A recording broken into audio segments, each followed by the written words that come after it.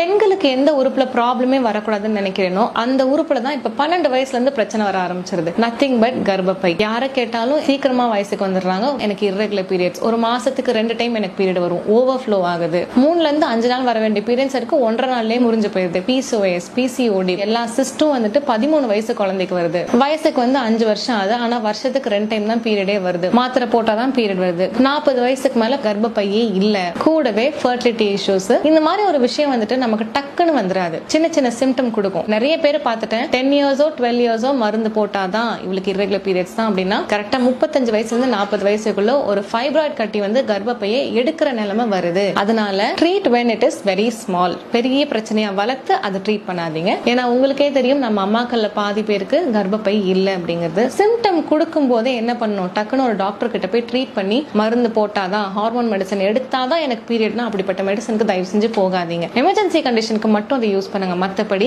Life style கரெக்ஷன்ஸ்லயும் சின்ன சின்ன uterus cleansing மெத்தட்ஸ்லயும் உங்களோட பீரியட்ஸ் எல்லாத்தையும் ரெகுலேட் பண்றதுனால நிறைய விஷயங்கள்ல இருந்து நம்ம தப்பிச்சு வரலாம். சோ இப்பதான் சின்ன சின்ன சிம்டம் வருது அப்படின்னா தாராளமா ஒரு கன்சல்டேஷன் நீங்க எடுத்துட்டு அதுக்கான ட்ரீட்மெண்ட்டை பார்த்து 1ல இருந்து ஒரு 1.5 வருஷத்துக்குள்ள பிரச்சனையை முடிச்சுட்டு ஒரு நார்மலான லைஃப் ஸ்டைலுக்குள்ள போயிடணும். So save your uterus.